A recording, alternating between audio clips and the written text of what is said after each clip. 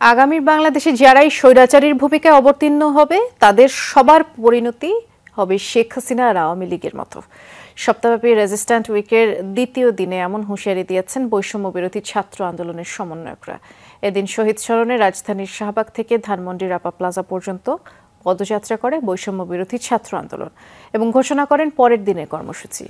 Ceylon family ব্লেন্ডের কড়ালিকার আর সতেজ স্বাদের perfect ব্লেন্ডে স্বপ্নেরা মিলুক টানা। বৈষম্য বিরোধী ছাত্র আন্দোলনে সারা দেশ যখন উত্তাল, পুলিশের সাথে সংঘর্ষে রাজপথ রঞ্জিত, 18 জুলাই ধানমন্ডির রাপা প্লাজার সামনে পুলিশের গুলিতে নিহত হন রেসিডেন্সিয়াল মডেল স্কুল অ্যান্ড কলেজের শিক্ষার্থী ফায়াজ আহমেদ। সপ্তাহব্যাপী রেজিস্ট্যান্স উইকের দ্বিতীয় দিনে নিহত ফায়াজ স্মরণে রাজধানীর শাহবাগ থেকে ধানমন্ডির রাপা প্লাজা অভিমুখে বৈষম্য বিরোধী ছাত্র আন্দোলনের এই পদযাত্রা কর্মসূচি। হাতে হাতে জাতীয় পতাকা, মুখে বৈষম্যহীন নতুন বাংলাদেশ গড়ার স্লোগানে এগিয়ে চলে হাজারো শিক্ষার্থীর এই পদযাত্রা। রাত 8টায় রাপা প্লাজার সামনে বৈষম্য বিরোধী ছাত্র আন্দোলনে ফায়াজ সহ পুলিশের গুলিতে নিহতদের স্মরণে 1 মিনিট নীরবতা পালন করেন শিক্ষার্থীরা। এ সময় মোবাইল ফোনের ফ্ল্যাশ লাইট জ্বালিয়ে রাখেন সবাই।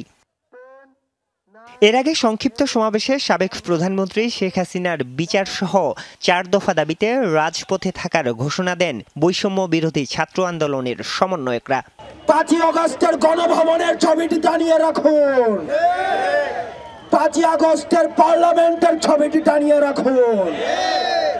যারা আর বিভাজনের রাজনীতি করবে, যারা আর ফায়াজের বুকে গুলি ধরবে, যারাই আবু সাইদকে হত্যা করার জন্য গুলি উঁচা করবে, যারাই মুগ্ধকে হত্যা করার জন্য গুলি তুলবে, তাদের অবস্থা 5 আগস্টের গণভবনের মতো হবে,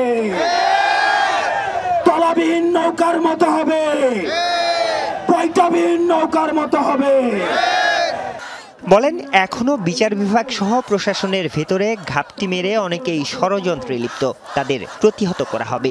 আমি ফ্যাসিজমের আমলে সুপ্রিম কোর্টের কাছে বন্দুক ঠেকিয়ে যে রায়ের মাধ্যমে 15 আগস্টের শোক দিবস রাষ্ট্রীয়ভাবে পালন করা হয়, সেই রায়কে ছাত্র জনতা প্রত্যাখ্যান করছে।